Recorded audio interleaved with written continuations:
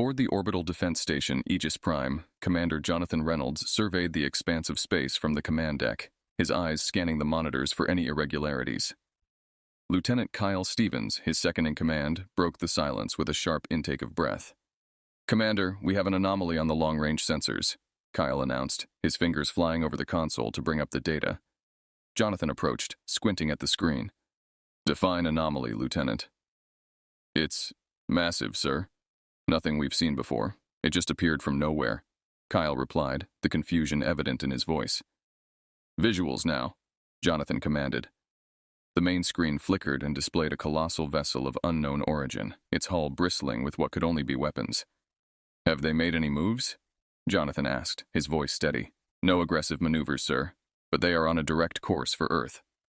Jonathan's jaw clenched. "Hail them." Kyle nodded, sending out a standard greeting in all known languages and a few theoretical ones devised by xenolinguists. Silence filled the room as they waited. Minutes ticked by with no response, tension mounting amongst the crew. Suddenly, the air in the center of the room shimmered, and a holographic image materialized. An alien, regal and imposing, stood before them. It was an archon of the Galactic Empire, as identified by the insignia displayed prominently on its attire. "I am Archon Zaros of the Galactic Empire," the figure spoke, its voice resonant and commanding. "Your planet and all its inhabitants are hereby under the dominion of our empire. Surrender your arms and submit to our rule, or face obliteration." Jonathan stepped forward, his demeanor calm yet imposing. "This is Commander Jonathan Reynolds of the United Earth Defense Force. Earth is not for taking. We will defend ourselves." Zaros laughed, a sound that echoed ominously around the command deck. "You misunderstand, Commander. This is not a negotiation. You have 1 week to comply." The hologram flickered out, leaving a heavy silence. Jonathan turned to his crew, his expression resolute. "Prepare a briefing. Get me the heads of state, military leaders, anyone who needs to be on that call. We need a plan." Kyle nodded, his face set in determination. "I'll coordinate with the communications team." As Kyle worked, Captain Maria Alvarez, the station's chief of security, approached Jonathan. "What's the play, sir? They seem pretty confident." Jonathan's eyes never left the screen, where the alien ship loomed large. "Confidence is what you show when you're trying to hide your own fears. We'll give them a fight they weren't expecting." Maria nodded. "And the crew? Keep them sharp and focused. Run drills, check all defensive systems, and make sure everyone's ready for whatever comes next." As the crew sprang into action, Jonathan remained at the command deck, his mind racing through scenarios. He knew the odds were against them, but surrender was not an option. Earth was his home, and he would defend it to his last breath. In the communications room, Kyle was setting up secure channels. "We're linked up with Geneva, Beijing, Moscow, and DC," he informed Jonathan. "They're waiting for your lead." Jonathan took a deep breath, squared his shoulders, and walked into the briefing room. The faces of the world's leaders stared back at him from the screen, their expressions ranging from concerned to defiant.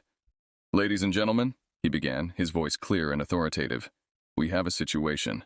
The briefing room was silent as Commander Jonathan Reynolds laid out the gravity of the situation. The faces of the world's leaders on the screens around him were a mosaic of tension and resolve. "An Archon of the Galactic Empire has just delivered an ultimatum to Earth," Jonathan stated, his tone conveying the seriousness of their predicament. "We have 1 week to surrender or face total annihilation. This is not a drill." President Martinez, representing the United States, was the first to respond. "Commander Reynolds, are we certain there's no room for negotiation? Perhaps they have demands that could be met without direct conflict." Jonathan shook his head firmly. "The Archon was clear, Madam President. They're not interested in negotiations. It's complete surrender or destruction." General Li from China leaned forward, his expression stoic. "Then we must prepare for war. What is the status of our combined space fleets?" Jonathan turned to Lieutenant Kyle Stevens, who had prepared the necessary data. Kyle stepped forward, clicking a remote to bring up a strategic display of Earth's orbital defenses and available military spacecraft. "As of now, we have approximately 200 combat-ready spacecraft across various global forces," Kyle reported. "Our space stations are armed, but against a fleet the size of the Empire's, it's not going to be enough." Admiral Patel of India interjected, "We need to consider unconventional tactics, guerrilla warfare in space, hit-and-run tactics, Anything that can buy us more time to bolster our defenses. Jonathan nodded in agreement. Exactly, Admiral. We'll also need to accelerate production of all military hardware. This is a full mobilization. Prime Minister Thompson of the United Kingdom raised a critical concern. What about civilian safety? There will be panic once news of this threat spreads. Commander Reynolds addressed this immediately. We implement blackout protocols on information regarding the alien fleet. We keep public statements focused on reassurance and readiness. Meanwhile, we prepare underground shelters and necessary evacuation procedures. The Russian President, Orlov, grunted his approval. We also need to consider the possibility of spies or advanced surveillance from these aliens. Cybersecurity and counterintelligence will be vital. Agreed, Jonathan said. I suggest setting up a joint task force for cyber defense and intelligence. We need to protect our communications and data integrity. As the meeting progressed, strategies and plans were formulated. The world's leaders, usually divided by politics and national interests, found common ground in their shared threat. They agreed on pooling resources, sharing technology, and forming a unified command structure under the UEDF, with Commander Reynolds at the helm. As the conference call ended, Kyle turned to Jonathan. What now, sir? Jonathan's gaze was steely as he looked at the massive holographic map of Earth and the approaching alien fleet. Now, we prepare Earth for the biggest fight in human history. Notify all forces. We are now at DEFCON 1. Walking out of the briefing room, Jonathan made his way to the command deck, where officers and crew were bustling with activity. He stopped for a moment beside Captain Maria Alvarez, who was coordinating the station's defenses. Maria, make sure every gun, every missile is ready to fire at a moment's notice, he commanded. Run diagnostics on all systems twice. I don't want any failures when the time comes. Maria nodded, her face a mask of determination. You can count on us, Commander. As Jonathan watched Earth slowly rotating below him, a beacon of blue and green against the darkness of space, he felt the weight of his responsibility. The Galactic Empire had challenged Earth, and he would lead humanity in defiance. They would stand their ground. Earth was off limits, and he would make sure the Empire understood that. The Situation Room was buzzing with activity as Commander Jonathan Reynolds and his senior staff convened to strategize Earth's defense against the imminent alien threat. The walls of the room were lined with screens displaying data streams, global communications, and live feeds from Earth's satellite defenses. Let's focus on coordination and fortification, Jonathan announced, his voice cutting through the murmurs. We need a unified force, regardless of national allegiance. Earth must stand as one. Lieutenant Kyle Stevens stepped forward with updates on the global military assets. We've managed to integrate air and space forces from over 30 nations into the UEDF command structure. We're seeing unprecedented levels of cooperation, but there's still friction over command hierarchy and resource allocation. Jonathan nodded thoughtfully. Understood. Let's ensure that our chain of command is clear. We can't afford any confusion during engagements. Kyle, work with each nation's liaisons to smooth out these issues. Next, Dr. Lena Morris, the lead scientist in advanced weapons development, joined the discussion. Our R&D teams have proposed several new defense systems, including energy shields and a prototype for a long-range ion cannon. We're pushing for rapid deployment. That's promising, Dr. Morris, Jonathan replied. Prioritize the ion cannon and shields. If they can give us an edge, I want them operational as soon as possible. Captain Maria Alvarez, responsible for ground and orbital defense setups, updated on the defensive preparations. We're fortifying all space stations and have initiated the construction of new defense platforms along key orbital paths. Ground-to-space missile silos are being equipped with the latest in quantum warhead technology. Jonathan turned his attention to the psychological aspect of the impending conflict. We also need to address civilian morale and readiness. I want public service announcements prepared, ones that inform without causing panic. Highlight our preparedness and the strength of Earth's unified defense. Communication Director Max Jensen chimed in. We're coordinating with media outlets to control the flow of information. It's delicate, but we're managing the narrative closely to keep public fear in check. As the meeting progressed, Jonathan emphasized the importance of strategic reserves. Let's make sure we have contingency plans for replenishing our forces, mobilize manufacturing, and ensure we have supply lines secured for all scenarios. As plans were set and tasks delegated, the team felt a growing sense of urgency, but also unity. The room, a microcosm of Earth's diverse nations, was a testament to humanity's ability to come together in the face of a common enemy. After the meeting, Jonathan and Kyle stood overlooking the Earth from a large observation window. Kyle sighed heavily. "Do you think we're ready for this, sir?" Jonathan's gaze was fixed on the planet below, a swirl of clouds and continents bathed in sunlight. "We have to be, Kyle. It's not just about military readiness. It's about showing an invader that Earth isn't just another planet to conquer. This is our home, and we will protect it." He paused, then added, "Get some rest, Lieutenant. We'll need all our wits about us in the coming days." As Kyle left, Jonathan stayed a while longer, watching the world turn. Each rotation was a reminder of what was at stake. Not just land or sovereignty, but the survival of humanity itself. The coming days would challenge him as a leader, and Earth as a haven for life. But whatever the cost, they would stand ready to defend their home, united under a single banner of Earth. The command deck of the Aegis Prime was tense with anticipation as Earth's first defensive engagement with the Galactic Empire's fleet loomed imminent. Commander Jonathan Reynolds stood resolute, his gaze fixed on the tactical displays showing the approaching enemy ships, monolithic structures that dwarfed even the largest of Earth's vessels. "Status report," Jonathan commanded, his voice calm but carrying an edge of urgency. Lieutenant Kyle Stevens, manning the tactical station, responded without taking his eyes off the screen. "Enemy fleet in range in T-15 minutes, Commander. All UEDF units are in position.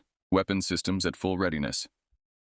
Jonathan nodded, turning to Captain Maria Alvarez, who was coordinating the fleet's defensive maneuvers. "Maria, initiate evasive pattern Delta. Let's keep them guessing our full capabilities until we strike."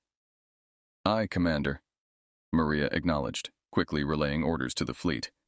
As the alien ships entered the Earth's orbital zone, their intentions became unmistakably clear. A barrage of energy projectiles lit up space, hurtling towards Earth's defensive satellites and space stations. "Incoming! Defensive batteries, fire at will. Protect the satellites. There are eyes out there," Jonathan barked, his composure unwavering as the battle commenced. The UEDF responded with precise and coordinated return fire. Earth's newly developed ion cannons, the product of rapid technological advancements led by Dr. Lena Morris, proved their worth by disabling several smaller enemy crafts. Jonathan watched as the data poured in. The initial exchange was encouraging, but he knew the real test was just beginning.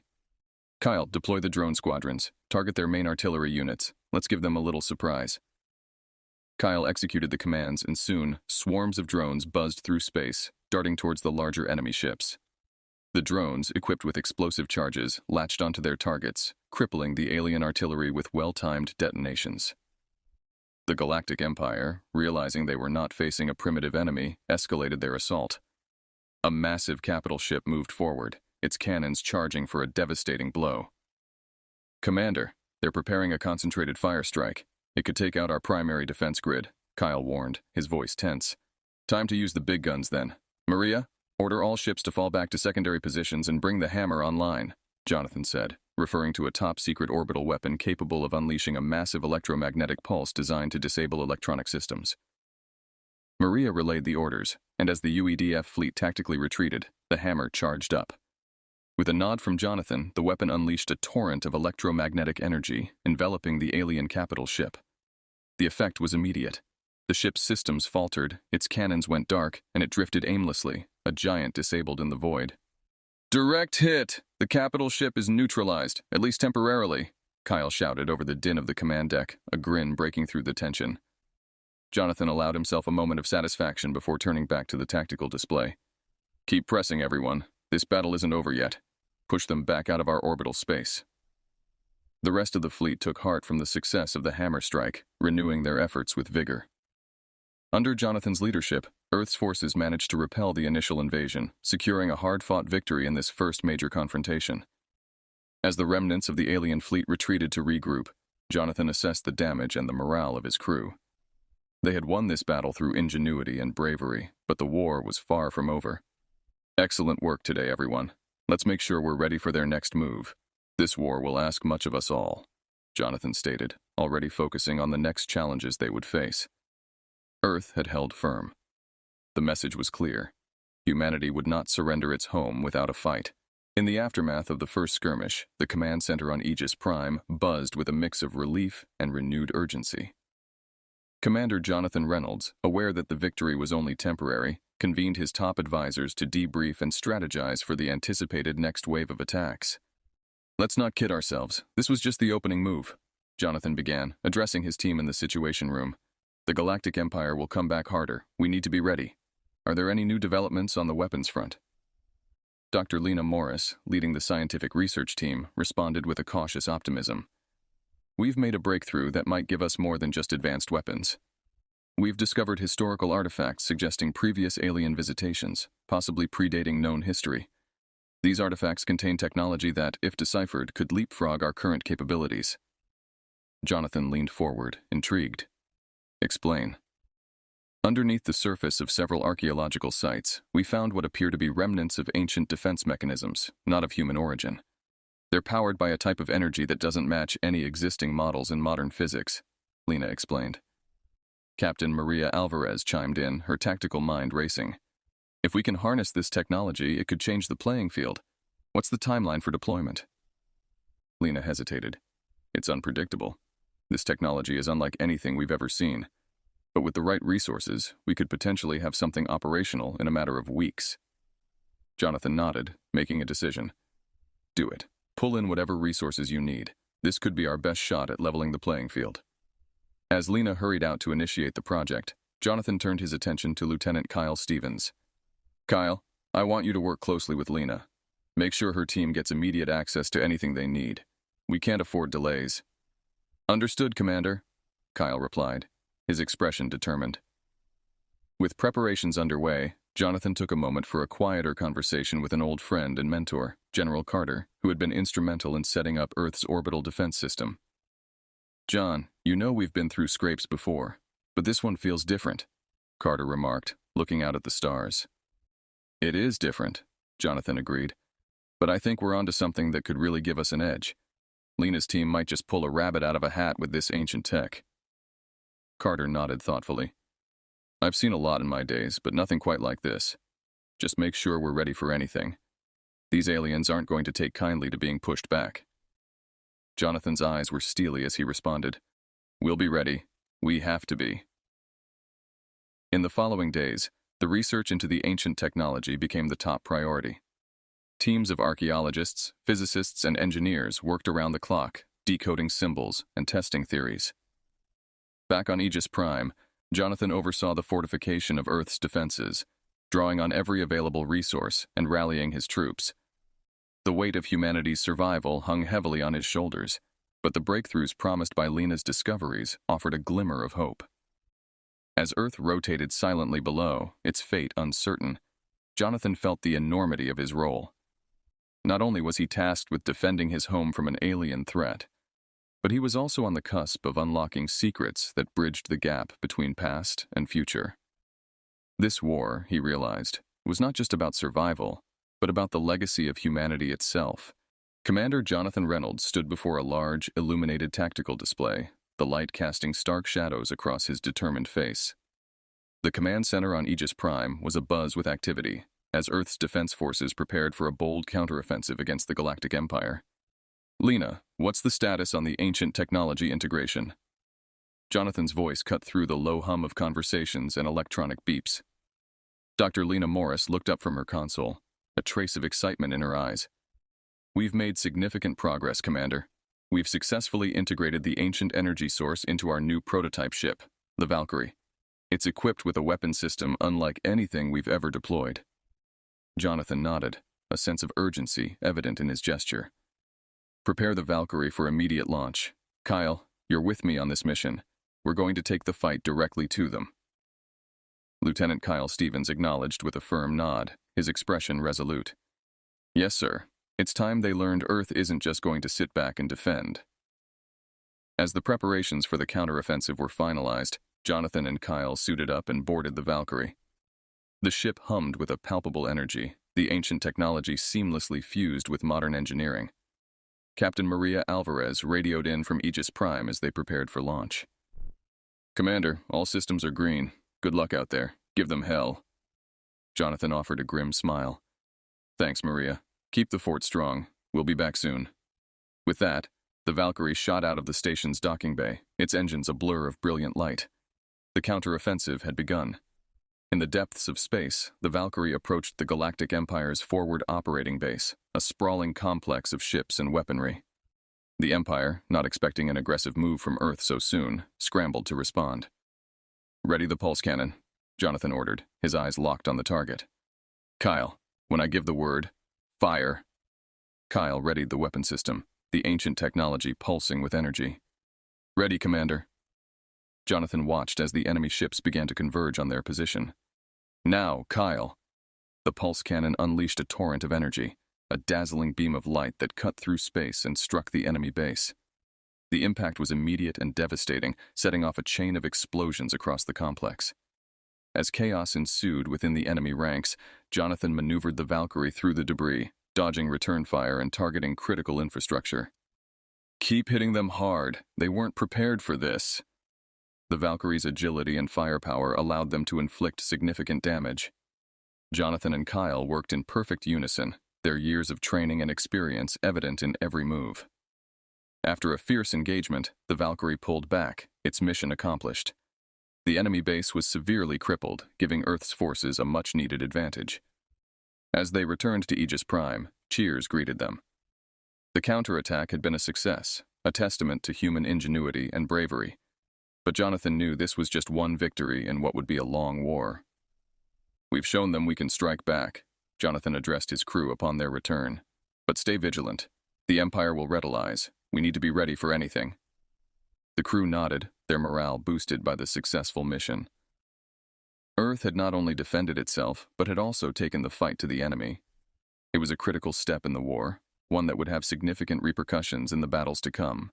In the wake of Earth's daring counterattack, the command center aboard Aegis Prime was a flurry of activity, monitoring for any response from the Galactic Empire. Commander Jonathan Reynolds knew the Empire would not take the assault lightly, and his instincts were soon confirmed. "Commander, we have incoming signals from multiple sectors," Lieutenant Kyle Stevens reported, his voice tense as he observed the data streaming rapidly across his screens. "It's a massive fleet mobilization, far larger than anything we've seen before." Jonathan's expression hardened. "They're coming at us with everything they've got. What's the status of the Valkyrie and our other main units?" "Repairs are underway, but it'll be tight. The Valkyrie took a beating, but held up thanks to the ancient tech. We should be combat ready within the hour," Kyle responded, fingers flying over the controls to expedite the process. As Jonathan absorbed this, Dr. Lena Morris approached with urgent news. "Commander, we've detected an energy buildup of an unknown nature. It's massive and centralized within the Empire's flagship. I think they're preparing to use a weapon we haven't seen before." "A weapon?" Jonathan paused, considering the implications. "Any guesses on its potential?" Lena shook her head, her face grave. "If I had to speculate, it could be a planet killer. Something designed to end the war in one fell swoop." The gravity of the situation settled over the command deck like a dark cloud. Jonathan knew they had to act fast. "Alert all units. Prepare for defensive maneuvers. Kyle, get the Valkyrie ready. We're going out again as soon as she's operational. Lena, keep analyzing that energy signature. I want a counter strategy, ASAP." The crew moved quickly, galvanized by the urgency of their commander's orders. Within the hour, the Valkyrie was ready, and Jonathan and Kyle boarded once more, determined to intercept or disable the Empire's superweapon. As they approached the coordinates of the Empire's flagship, the sheer size and power of the enemy fleet became apparent. The flagship, surrounded by protective layers of battlecruisers, was charging up the suspected planet killer. "Kyle, target the flagship's main energy conduits. If we can disrupt the charge process, we might buy Earth enough time to mount a proper defense," Jonathan commanded, his eyes locked on the tactical display. The Valkyrie darted through the chaos of battle, evading enemy fire with the enhanced agility provided by the ancient technology. They managed to get within striking distance, unleashing a barrage of precision fire at the flagship's vulnerable points. The enemy fleet retaliated fiercely, forcing the Valkyrie to navigate through a lethal storm of projectiles. Despite several close calls, the ship held together, a testament to Earth's engineering and the resilience imbued by the ancient tech.